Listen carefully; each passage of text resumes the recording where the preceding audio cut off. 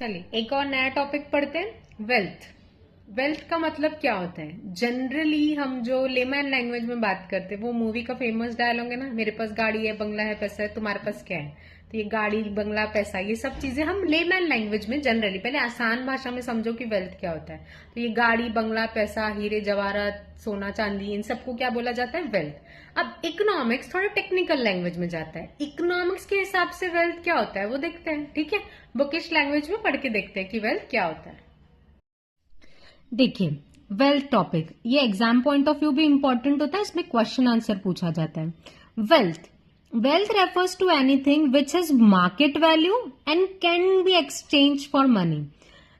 Economics बोलता है wealth मतलब हर वो चीज जिसकी मार्केट में वैल्यू है और जिसको आप जब चाहे पैसे में कन्वर्ट कर सकते। सबसे फॉर एग्जाम्पल ये पेन की मार्केट वैल्यू है, एक अंदाजा 10 रुपए की होगी, ठीक है? तो मार्केट वैल्यू डिसाइड होगी 10।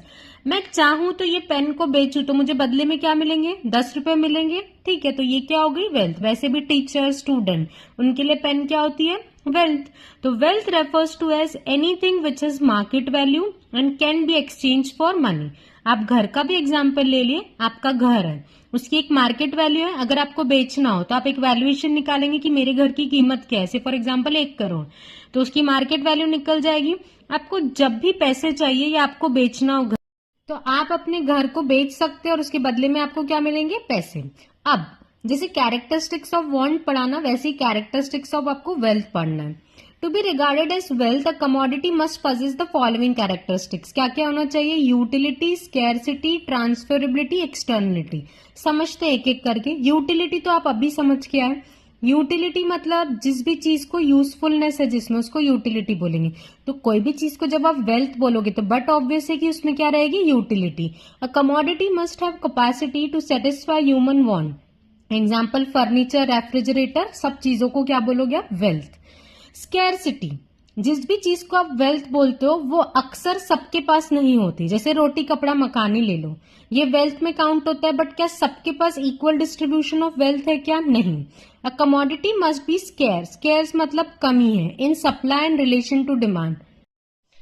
Scarcity, a commodity must be scarce in supply in relation to demand if it's to be included in the term wealth. Example, all economic good for which price is paid. Simple समझाती हूँ। हमारे देश की population, हमको पता है India population में number 1 है, ठीक है? तो हमारी इंडिया की जितनी पॉपुलेशन है, क्या उतने हमारे पास घर है? अगर होते तो लोग रोड पे नहीं रहते या स्लम एरियाज में कच्चे घरों में नहीं रहते। क्या जितनी पॉपुलेशन है उतना खाने के लिए खाना है, पहनने के लिए कपड़े हैं? नहीं है। तो इसलिए हम देखते हैं ना कि इन चीजों की कमी है। तो वेल्थ मतलब डेफिनेटली उस चीज को वेल्थ बोला जाता है जो सबके पास नहीं होती है, ठीक है? या उसकी कमी होती है, सबके पास इक्वल डिस्ट्रीब्यूशन नहीं होता है, तब आप उसको क्या बोलोगे? वेल्थ। तो 2 पॉइंट मैंने आपको समझाया। वेल्थ की सबसे पहली कैरेक्टरिस्टिक है वो यूटिलिटी वाला होना चाहिए, यानी यूजफुलनेस होना चाहिए। सेकेंड चीज, वेल्थ स्कैरसिटी होना चाहिए। स्कैरसिटी मतलब वेल्थ की कमी होती है, सबके लिए इक्वल नहीं होता है। नेक्स्ट पॉइंट है इसका transferability. A commodity should be transferable from one person to another as well as place to place.